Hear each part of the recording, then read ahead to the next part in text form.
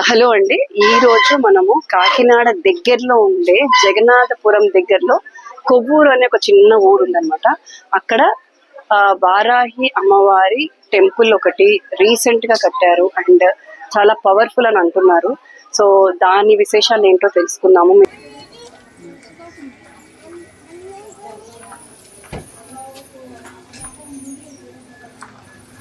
So ఇక్కడ జనాలను అయితే చూసారు కదా. ఇప్పుడు ఇది స్టార్టింగ్ ఎంత ఉంది, బట్ ఇంతసేపు అయ్యాక డెఫినెట్గా చాలా లైన్ చివరి దాకా వెళ్ళిపోతుంది. సో మనము let's go inside and see how it is. గుడి అవతలైతే ఇలా ఉంది. అమ్మవారిని ఇలా అయితే అమ్మవారిని అయితే ఇలా దర్శనం చేసుకోండి. జనాల్లో ఇలా వస్తున్నారు. అమ్మవారిని ఎలా దర్శనం చేసుకోవాలో చెప్తుంది. అవునా? అమ్మవారిని ఎలా దర్శనం చేసుకోవాలండి?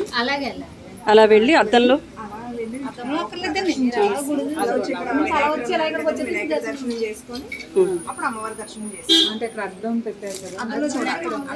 అంటే అద్దంలో చూడాలి, అప్పుడు అమ్మవారి దర్శనం చేసుకోవాలి. థ్యాంక్ యూ అండి. ఇంకా నవరాత్రిలో కానీ ఇంకా కొన్ని రోజుల్లో కూడా అసలు వీధి అంటే అవతల వీధి దాకా కూడా లైన్ ఉంటుంది అని అంటున్నారు. సో ఈ గుడి కట్టి ఇప్పుడు ఉన్న ప్రదేశం కూడా ఈ గుడి ఎవరు కట్టించారో వారిల్లే అనమాట. ఆవిడ పేరు లక్ష్మీ ప్రసన్న గారు. సో ఆవిడ ఇంట్లోనే కట్టుకున్నారు వారాహి అమ్మవారి గుడి. సో ఈ వారాహి అమ్మవారి గుడి అనేది నాకు తెలిసి మనం ఎక్కడా చూడలేదు, చుట్టుపక్కల లేదు, ఎక్కడా లేదు. సో అసలు దాని విశేషం ఏంటి, దాని విశిష్టత ఏంటి అనేది మనం వారి నోటి ద్వారానే తెలుసుకుందాము. అసలు వారికి ఇది ఎందుకు కట్టాలనిపించింది. అండ్ చాలా మంది, అంటే నాకు కూడా చాలా మంది చెప్పారు దట్ మేము కోరుకున్న కోరికలన్నీ తీరుతాయి అమ్మవారి దగ్గర రాగానే. అంటే వరాలు ఇచ్చే తల్లి, అంటే అనుకున్నట్టు వెంటనే వరాలు ఇచ్చే తల్లి అని అంటారు కాబట్టి. సో నాకు కూడా అనుకోకుండా నేను కాకినాడ రావటము, ఇక్కడ ఇది ఇలా ఉందని తెలుసుకోవటము నాకు కూడా చాలా ఆశ్చర్యంగా అండ్ చాలా అదృష్టంగా ఫీల్ అవుతున్నాను. బికాజ్ జస్ట్ మనం ఇంకొక వీక్ లో మనకి నవరాత్రులు స్టార్ట్ అవుతున్నాయి. నవరాత్రుల ముందు నేను ఇలా ఒకటి తెలుసుకోవడము, రావటము, చూడటము, ఆ దేవిని దర్శించుకోవడం అనేది చాలా అదృష్టంగా ఫీల్ అవుతున్నాను.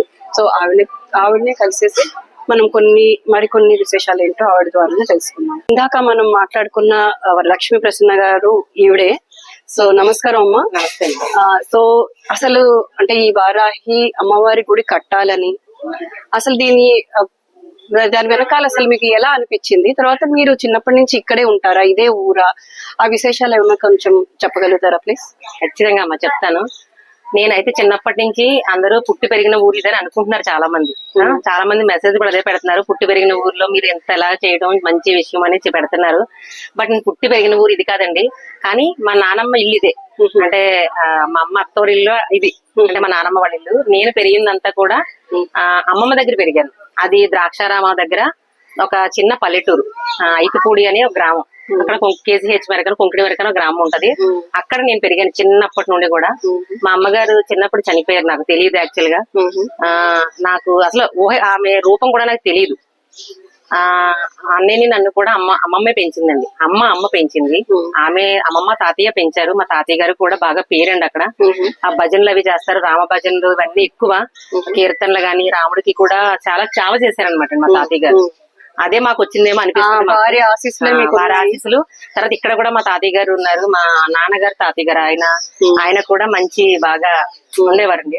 ఇద్దరు ఆశీస్సులో మొత్తానికి ఏవో కలిసి వచ్చినాయండి. మీ తల్లి గారు కూడా ఇదే అమ్మవారి రూపంలో మిమ్మల్ని కాపాడుతూ వచ్చారండి చిన్నప్పటి నుండి కూడా. ఖచ్చితంగా, ఎందుకంటే మాకు చిన్న వయసులోనే తల్లిని కోల్పోయాము. ఆ బాధ ఎలా ఉంటది అంటే చాలా వర్ణనాతీతం, చెప్పలేము. మేము ఎప్పుడు అన్నయ్య నేను చాలా బాధపడుతుండేవాళ్ళం. అయితే చాలా ఏడ్చేదాన్ని, మా అమ్మ లేదని నాకు. కానీ అలాంటిది సాక్షాత్తు ఆ కాశీ అమ్మవారు, వారాహి అమ్మవారు వచ్చి మా పక్కన మా దగ్గర కూర్చున్నారు. అమ్మలా కదా, అమ్మే మా అమ్మ రెండు ఆమె కలిసి ఉన్నారు ఇద్దరు. అంతే కదా. సో ఈ గుడి కట్టాలని ఎలా అనిపించింది అంటే నాకు తెలిసి అమ్మవారి గుళ్ళు చాలా చూసాము, కానీ వారాహి అమ్మవారి గుడి అనేది ఎక్కడ చూడలేదు. చాలా అతి తక్కువగా, కాకినాడలో కూడా తక్కువ ఉండేమో కదా. సో అసలు ఈ థాట్ ఎలా వచ్చిందండి? థాట్ అయితే ఇది మా అన్నయ్యకి వచ్చిన థాట్. నేను అమ్మవారిని తీసుకొచ్చి నిలబెట్టాను. నేను ఎక్కువ వారాహి అమ్మని పూజించేదాన్ని కదా. గత 3 years గా పూజించేదాన్ని నేను అమ్మవారిని. ఎక్కువగా ఏంటో తెలియదు, ఆమె మీద ఎక్కువ ధ్యాస ఉండేది, ఆమె గురించి ఎక్కువ తెలుసుకోవాలనిపించేది. అసలు వారాహి అమ్మవారు ఎవరు, అసలు ఆమెను పూజించడం వలన మనకి ఏంటి అంటే వరాలు ఇచ్చే తల్లి అంటారు కదా, శీఘ్రంగా వరాలు ఇచ్చే తల్లి, చాలా శీఘ్రంగా వరాలు ఇస్తుందండి. ఆల్రెడీ అవి లైవ్ లో మనం చూస్తున్నాం, విన్నాను కూడా, చాలా జరుగుతున్నాయి. మిరాకిల్స్ ఎన్నో జరుగుతున్నాయి, అద్భుతాలే చేస్తుంది అమ్మవారు. శీఘ్ర దేవత ఆవిడ, పిలిస్తే వెంటనే పలికే దైవం వారాహి అమ్మవారు. అలాగే అందరికీ మాకేదైతే కష్టాలు నెరవేర్చిందో అదే ప్రతి ఒక్కరికి ఇప్పుడు వచ్చిన వాళ్ళందరికీ కూడా అమ్మవారు వరాలు ఇస్తుంది, కష్టాల నుంచి గట్టెక్కిస్తుంది. అలాంటి ఇంతమంది కష్టాలు తీరినానికి కారణమైన మేము ఇంకా ఏదో జన్మలో పుణ్యం ఉంది మాకు, అమ్మవారి అనుగ్రహం మాకు ఉంది అంటే అది ఈ జన్మదైతే కాదు, కొన్ని కోట్ల జన్మల పుణ్యఫలం మా అన్నయ్యది నాది. ఖచ్చితంగా అన్నయ్య కట్టించాలని అనుకున్నాడు. నేనేంటంటే అమ్మవారిని నిలబెట్టాను, వారాహి నవరాత్రులు చేస్తే అప్పుడు హెల్త్ ఇష్యూ కొంచెం మా అన్నయ్యకి బాగాలేనప్పుడు నేను మొక్కుకున్నాను అనమాట. అమ్మ నువ్వు స్వచ్ఛమైన దేవతవి అయితే ఇక ఇలాగా ఈ బాధ ఏదైతే ఉందో తగ్గిస్తే నేను కాశీ వస్తాము, మా అన్నయ్య నేను మా ఫ్యామిలీ అందరూ అని నేను అనుకున్నాను. మా బ్రదర్ వచ్చేసి తను కూడా అలానే మొక్కుకున్నాడు అనమాట. బాధ భరించలేక ఇది ఈ బాధ ఏదైతే ఉందో ఆ బాధ కనుక తగ్గితే నీకు గుడి కట్టిస్తాను ఇక్కడ నా గుడి మా ఇంటి పక్కన, లేదా నేను అక్కడికి కాశీ వస్తాను నీ దగ్గరికి అని అనుకున్నాడు. మా ఇద్దరికి తెలియదు, ఒకరికొకరు మేము అనేసుకున్నాం అంతే. నవరాత్రులు అనుకున్న తర్వాత ఇంకా నవరాత్రుల్లో నేను పూజిస్తున్నాను కదా, అప్పుడు పీఠం పెట్టుకున్నాను. పెట్టుకున్నప్పుడు ఆమె దగ్గర అనుకున్నాం ఇలాగా. అనుకున్న తర్వాత ఇంకా 3 రోజులు ఉంది నవరాత్రులు అనిపించుకుని మేము ఇలా అనుకున్నాం ఒకరికొకరు. మేము ఏమైతే కోరుకున్నామో అదే ఆ రోజు నైట్ నుండి కొంచెం తగ్గుముఖం పట్టేసింది అన్నయ్యకి, హెల్త్ బాగుంది. వెంటనే మేము కోరుకున్నట్టే 3 రోజులకి క్లియర్ అయిపోయింది సమస్య. అలాగే నాదొక పర్సనల్ ఇష్యూ కూడా క్లియర్ అయిపోయింది. 2 సమస్యలు తీరినాయి అనమాట ఒక వారాహి నవరాత్రుల పూజ వలన. అప్పుడు సరే అనుకుని మేమిద్దరం అనుకున్నాం ఒకరికొకరు గుడి కట్టాలి అని అనుకున్నాడు అన్నయ్య గారు అనుకుంటే, అప్పుడు మేమిద్దరమే అనుకుని కట్టేశాము. ఆ మనీ కూడా అమ్మవారు ఎవరి దగ్గర 1 రూపాయి తీసుకోవద్దని కలలో చెప్పారు. అదే అడగబోతున్నాను, అంటే ఇప్పుడు ఇంత పెద్ద గుడి కట్టాలంటే డెఫినెట్ గా మనకి ఫైనాన్షియల్ గా కూడా ఏదో ఒక సపోర్ట్ రావాలి. అమ్మే చూస్తారు, అంటే మనం మనుషులం కాబట్టి మన డౌట్లు మనకు ఉంటాయి ఖచ్చితంగా. మీరు సో అలా మీకు ఫైనాన్షియల్ గా ఎప్పుడైనా ఇబ్బంది కానీ, అంటే ఇప్పుడు మీరు చెప్తున్నారు అమ్మవారితో మీ అసోసియేషన్ ఏంటి అంటే పూజ చేయడం, అలా కాకుండా ఇంటర్నల్ గా మీకు అమ్మవారికి ఉన్న ఆ కనెక్షన్ ఏంటో మేము వినాలనుకుంటున్నాం. ఖచ్చితంగా నాకు అమ్మతో అయితే నేను ఎలా చూసుకుంటానంటే, నాకు ఒక తల్లి ఉంటే ఆమెను ఎలా ప్రేమిస్తాను నేను అలా ఉంటది. అలాగే నాకు ఒక బిడ్డ ఉంటే ఎలా చూసుకుంటాను అంత కేర్ఫుల్ గా నా అమ్మని చూసుకుంటాను. మా ఇద్దరి మధ్య ఒక తల్లి బిడ్డ రూపము ఉంటది, అలాగే నాకు ఒక తల్లి లెక్క ఆమె ఒక బిడ్డ లెక్క కూడా, అంతలా నేను చూసుకుంటాను. ఆమె కూడా నన్ను అలాగే కరుణిస్తుంది, నా వెన్నంటే ఉండి వెనకనే ఉండి ఇదంతా నడిపిస్తుంది. అసలు లేదంటే ఇంత మందికి నేను ఎలా సమాధానం చెప్పగలిగే స్థితి నాకు ఆమె ఇచ్చింది. ఎంతో మంది ఎన్నో సమస్యలతో వస్తున్నారు, వాళ్ళకి నేను నాకు తోచిన విధంగా నేను చెప్తున్నానంటే ఆమె పలికిస్తుంది ప్రతి మాట. నేను అన్న మాటలు కూడా చాలా మందికి జరుగుతున్నాయి అని అంటున్నారు, కానీ అది నేను అన్నది కాదు, అమ్మవారు నా నోటితో పలికిస్తున్నారు. అందుకే మీ అందరికీ అన్ని జరుగుతున్నాయి. కొంతమందికి ఇలా అమ్మవారి హస్తం పెడితే కూడా కొంతమందికి అయినాయి, వాళ్ళు చాలా మంది ఉన్నారు మెసేజ్లు. ప్రతి ఒక్కరు కూడా మీరు దీవించండి, మీ హస్తం ఇలా పెట్టండి చాలు. మనసు అమ్మవారి కృప అనేది అంతే చాలా క్లియర్ గా కనిపిస్తుంది అందరికి. అదే నేను స్టోరీస్ వినే అసలు అంటే ఆ వారాహి అమ్మవారి గురించి ఇంత మాట్లాడుతున్నారు ఏంటి కాకినాడలో, నేను హైదరాబాద్ నుంచి వచ్చాను, అసలు ఇమీడియట్ గా చూడాలి అనుకున్న వెంటనే మేము నిన్న అలా అనుకున్నాం, అలా వచ్చేసాం అనమాట. సో ఎట్లయినా తప్పకుండా మిమ్మల్ని కలవాలి, మీతో మాట్లాడాలి. సో మా డెఫినెట్ గా ఇప్పుడు కొంతమంది వస్తున్నారు, ఇది ఇంకా ఎంతో పెద్ద పుణ్యక్షేత్రం కింద డెఫినెట్ గా అవుతుందని నా కళ్ళ ముందు కనిపిస్తోంది. అలా మీ జీవితంలో అంటే అమ్మ అనేది ఎప్పుడు కూడా మనకి మామూలుగా తల్లే మనల్ని కాపాడుతూ ఉంటుంది. అలాగే ఇంకా అమ్మవారు అంటే డెఫినెట్ గా మనకి ఎప్పుడు ఒక ప్రొటెక్షన్ లోనే ఉంటాం. అలాగా ఆశ్చర్యపోయే ఏదైనా మిరాకిల్ మీ జీవితంలో ఉన్నాయమ్మా, చాలా ఉన్నాయి. ఒకటి మా వ్యూవర్స్ కి మాకు నాకైతే అమ్మవారు చాలా అంటే నాకు తెలియకుండానే చాలా చోట్ల నుంచి నన్ను కాపాడేస్తుంది అమ్మవారు. నాకు చాలా అవి ఏంటంటే ఎలా అది ఎక్స్ప్లెయిన్ చేయాలి తెలియట్లేదు, కానీ ఒక తల్లిలాగే నన్ను వెనకాలే ఉంటుంది నాకు తెలిసిపోద్దమ్మా ఆమె ఈమె చేసింది. ఫర్ ఎగ్జాంపుల్ నేను ఏదైనా కోరుకున్నాను అనుకోండి, నాకు ఈ రోజు ఇది ఇలా అయితే బాగుండు తల్లి అని అనుకున్నాను అనుకోండి, ఆవిడ దగ్గర కూడా నేను చెప్పను, నేను మనసులో అనుకుంటాను అంతే, అది అక్కడ జరిగి తీరుతుంది. అది చిన్న విషయం కావచ్చు పెద్ద విషయం కావచ్చు, అది అలా జరిగిపోద్ది అనమాట. అలా ఆమె నాకు చాలా అద్భుతాలు చేస్తది. అది నేను అప్పుడు మనసులో నవ్వుకుని ఓహో ఇది నీ మహిమ తల్లి అని అనుకుంటాను. ఇంకోటి ఏంటంటే అమ్మవారు మానవ రూపం, వారాహిదేవి మనకి ఒక మానవ రూపం అనమాట. అంటే ఇంట్లో ఒక మనిషి మన ఇంట్లో ఉంటే ఆమెకి ఎలాంటి సపరీలు అయితే చేస్తామో ఆ విధంగా నేను ఆమె చూసుకునేదాన్ని. అలా ఎప్పుడైనా ప్రెజెన్స్ ఫీల్ అయ్యారా? అంటే ఒక మనిషి రూపంలో మనకు జనరల్ గా అంటారు కదా, ఇప్పుడు తిరుపతికి వెళ్ళినా ఇంకో చోటుకి వెళ్ళినా మన మధ్యలోనే ఆ భగవంతుడు మనకు కనిపిస్తాడు ఏదో ఒక టైంలో అని మిరాకిల్స్ కూడా విన్నాం మనం చాలా. అలా మీరు ఎప్పుడైనా మీరు అంటే అరే ఈవిడ ఎవరు, లేకపోతే మన ఇంట్లో ఈవిడ లేరు కదా ఎలా వచ్చారు అన్న లాంటి ఎక్స్పీరియన్స్ ఎప్పుడైనా? అయితే ఇంకా చాలా ఉన్నాయి, వేలల్లోనే ఉన్నాయని చెప్పాలి. మాకు జరుగుతున్నాయి అయితే కొన్ని మనకి మనం సందేహించకూడదు. కాకపోతే ఏంటంటే ఆబ్వియస్ గా మాలాంటి వాళ్ళందరికీ ఏంటంటే ఒక ఎక్సైట్మెంట్, అసలు తల్లిని ఇష్టపడని వాళ్ళంటూ ఉండరు. మాలాంటి వాళ్ళకి ఏంటంటే వింటూ ఉంటే ఇంకా ఏదో చిన్నప్పుడు చందమామ స్టోరీస్ విని ఎక్సైట్ అయినట్టుగా అలాగా మాకు కూడా అంటే అబ్బా ఎంత బాగుంది కదా వినడానికి అని అలా తెలుసుకోవడానికి. తప్పితే అన్డౌటెడ్లీ అమ్మవారి మీద మనకి ఏ రకమైన సందేహం లేదు. బట్ మీ నోటి నుంచి ఏదైనా చిన్న చెప్తానమ్మా, అది ప్రతి ఒక్కరికి కూడా ఇది తెలియాలి. మాకు అమ్మవారే నడిపిస్తున్నారు. మాకు ఏదైనా ఫర్ ఎగ్జాంపుల్ ఇప్పుడు ఒక సమస్య వచ్చింది అనుకోండి, మేము అదే సమస్య అంటే అమ్మవారి దేవాలయం ఏమీ లేవు, అదే అమ్మవారికి సంబంధించిన మేము ఏదైనా అన్నదానం చేయాలి ఇలా ఆలోచిస్తా ఉన్న టైంలో మేము ఎలాగా ఇంతమంది పెట్టాలి కదా అనుకున్న టైంలో ఏదో ఒక రూపంలో అండి ఆమె బస్తాలు తెచ్చి పడేస్తుంది ఎవరో ఒకరు. ఇలాంటి మిరాకిల్స్ అయితే ఎన్నో జరిగినాయి.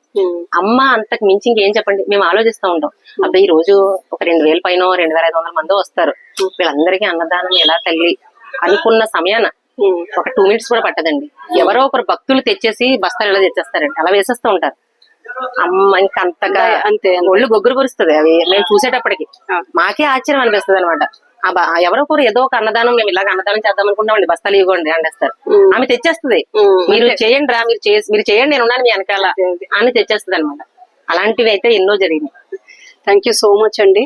ఆ అమ్మవారి దయ మీ మీద మా మీద అందరి మీద.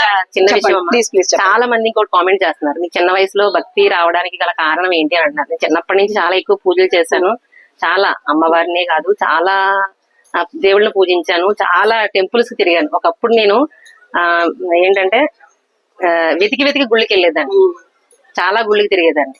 అలాంటిది ఇప్పుడు మేము మా బ్రదర్ నిర్మించిన ఈ గుడికి వెతుక్కుని వస్తున్నారు. అదే కదా, అంటే ఇది ఏమంటారు అంతే, మిరాకిల్స్ అంటే ఇవే. అంటే ఎప్పుడు ఏ స్థితిని కల్పిస్తాడో భగవంతుడు ఎవరికీ తెలియదు. చాలా మంది కష్టాలు పడుతున్నారు, అందరూ కష్టాలు పడిన వాళ్ళమే, ఏదో ఒక సమస్య అనేది వస్తుంది. చాలా మంది ఆత్మహత్య చేసుకోవాలనిపిస్తుంది, అక్క నాకు ఇంత బాధ ఉంది అంత బాధ ఉంది అని అంటున్నారు. ఆత్మహత్య దేనికి పరిష్కారం కాదు. ఈ రోజు ఉన్నట్టు రేపు ఉండదు, ఖచ్చితంగా మార్పు అనేది వస్తది. కాబట్టి మనం దాన్ని మనం తట్టుకుని ఉండగలగాలి అంతే. ఇప్పుడు ఏదో చిన్న ఎగ్జాంపుల్ చెప్తాను. ఒక శ్రీకృష్ణుడికి అర్జునుడికి ఒక ఇలాగే ఒక కన్వర్జేషన్ ఒకటి జరిగినప్పుడు అర్జునుడిని శ్రీకృష్ణుడు అర్జునుడు మొత్తాన్ని రాయమంటాడు. నేను చిన్నప్పుడు చదివాను ఇది, నేను దాన్ని ఎక్కువ ఫాలో అవుతాను. మీరు కష్టంలో ఉన్నప్పుడు అది బాధ ఉండకూడదు, సుఖంలో ఉన్నప్పుడు అది ఏది బాధ ఉండకూడదు. ఒక వాక్యం రాయమని అంటే ఈ సమయం వెళ్ళిపోతుంది అని రాస్తారు, అర్జునుడు రాస్తాడు, మీరందరూ వినే ఉంటారు. అప్పుడు అదేంటండి, బాధలో ఉన్నవాడికి ఈ సమయం వెళ్ళిపోతుందంటే సుఖం వస్తుంది, అబ్బాయి ఇది వెళ్ళిపోతుంది కదా. అదే సుఖంలో ఉన్నవాడికి సమయం వెళ్ళిపోతుంది అంటే బాధ అనిపిస్తుంది. అంటే సుఖంలో ఉన్నవాడు బాధ కలిగేలా ఉండాలి, బాధలో ఉన్నవాడు సుఖం కలిగేలా అనిపించాలి అనేది అక్కడ మీనింగ్ఫుల్. అంతే, దేనికి అతి ఉత్సాహపడకూడదు, దేనికి అతిగా ఉండకూడదు. స్థిత ప్రజ్ఞత అది ఉంటే హ్యాపీగా మనం మన లైఫ్ ని లీడ్ చేయొచ్చు, అది కూడా సంతోషంగా చేయొచ్చు. బాగా చెప్పారమ్మా, చాలా బాగా చెప్పారు. అండ్ ఇంకోటమ్మా, ఇంత భక్తి కలగడానికి అయితే మెయిన్ రీజన్ చెప్తున్నాను నేను. మేము చెప్పాను కదా, మాకు అన్నయ్యకి నాకు చిన్నతనంలో తల్లి చనిపోయింది. తల్లి చనిపోతే అన్నయ్య నన్ను కూడా మా అమ్మమ్మ తాతయ్య పెంచారు, కడలి సుబ్బారావు గారు, కడలి సత్యవతి మా అమ్మమ్మ తాతయ్య. వాళ్ళు రుణం మేము తీర్చుకోలేము, మమ్మల్ని పెంచారు. భక్తి రావడానికి మెయిన్ కారణం కూడా వాళ్ళిద్దరే. మాకు ఇంత భక్తి రావడానికి మెయిన్ రీజన్ చాలా మంది అడుగుతున్నారు, కామెంట్స్ చేస్తున్నారు. వాళ్ళ బ్లెస్సింగ్స్ మీరు ఇంత సేవ చేస్తున్నారండి, అది తప్పకుండా అది ఎక్కడికి పోదు వాళ్ళ బ్లెస్సింగ్. అలాగే ఇక్కడ మా నానమ్మ తాతయ్య వాళ్ళది బ్లెస్సింగ్స్ తోనే ఈ రోజు మా నానమ్మ గారి స్థలం ఇది. నిజంగా ఆమె ఏమంటారు, పసుపు కుంకుమాన్యం అంటారు కదా, అంతే. ఆ స్థలంలో మేము అమ్మవారి పుణ్యక్షేత్రం కట్టాము అంటే ఆవిడే డిజైన్ చేసుకుంది. ఆమె కూడా ఎంతో పుణ్యాత్మురాలు. మా తాతయ్య ఈ నానమ్మ తాతయ్య కూడా చాలా పుణ్యాత్ములు. వీళ్ళు నలుగురు బ్లెస్సింగ్స్ వలన మేము ఈ రోజు ఇలా ఉన్నాము. నిజంగా ఇది మాకు చాలా చాలా అంటే ఆనందించదగ్గ విషయం. కరెక్టేనండి, చాలా చాలా చక్కగా అన్ని వివరంగా చెప్పారు. సో ఎవరు కూడా అంటే బాధ అనేది ఓన్లీ తాత్కాలికం, సంతోషం అనేది కూడా తాత్కాలికమే. సో దేనికి మీరు అతిగా ఇది అవ్వకండి. మీకు ప్రతి దానికి ఏ సమస్యకైనా పరిష్కారం అనేది ఉంటుంది, డెఫినెట్ గా ఉంటుంది. సో మీ పరిష్కార మార్గాన్ని వెతుక్కుని ఆనందంగా లైఫ్ ని లీడ్ చేయండి. కానీ లైఫ్ ఎండ్ చేసుకోవడం అనేది పరిష్కారం కరెక్ట్ కాదు. అది డెఫినెట్ గా మనం ఇక్కడ అనుకుంటాం ఇక్కడ ఏదో తాత్కాలికంగా అయిపోయిందని, బట్ పైకి వెళ్ళాక చాలా నరకం అనుభవించాలి.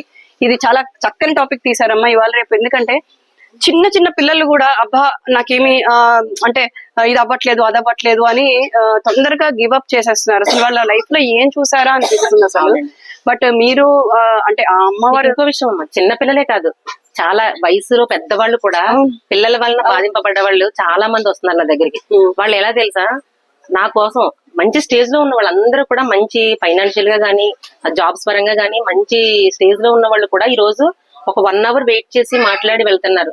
అంటే వాళ్ళు ఎంత స్ట్రెస్ అనిపిస్తే వాళ్ళు అంత సేపు వెయిట్ చేస్తారు, అంత చిన్న నమ్మకంతో వెళ్తున్నారు. నిజంగా ఇక్కడ నుంచి వచ్చిన వాళ్ళు కూడా దుఃఖంతో వస్తున్నారు, ఆనందంతో వెళ్తున్నారు. అదే కదా, అది సంతోషించదగ్గ విషయం. అదే కావాలి మనకి కూడా. థ్యాంక్ యూ సో మచ్ అమ్మా. అదే సో ఈవిడ చెప్పినట్టు మీరు ప్రతి దానికి ఒక సొల్యూషన్ ఉంటుంది. తర్వాత ఏదో ఒక దైవాన్ని నమ్ముకోండి, ఆ దైవమే మనల్ని నడిపిస్తుంది. అమ్మవారు ఖచ్చితంగా నమ్ముకుని మనం ఏ దేవుడినైనా సరే నమ్ముకుంటే ఆ దేవుడు మనకి ప్రతి చోట మనకి ఒక మార్గాన్ని చూపిస్తాడు. అలాగే ఈ అమ్మవారి గురించి మనం ఎన్నో విశేషాలు తెలుసుకున్నాము. సో ఇలాగే ఎంతో చక్కగా మీరు అందరికీ సేవ చేయాలని, ఆ అమ్మ మీ వెంట మా వెంట ఎప్పుడు ఉండాలని కోరుతూ ఈ సమయాన్ని మాకు ఇచ్చినందుకు చాలా చాలా ధన్యవాదాలమ్మా. Thank you so much. Thank you.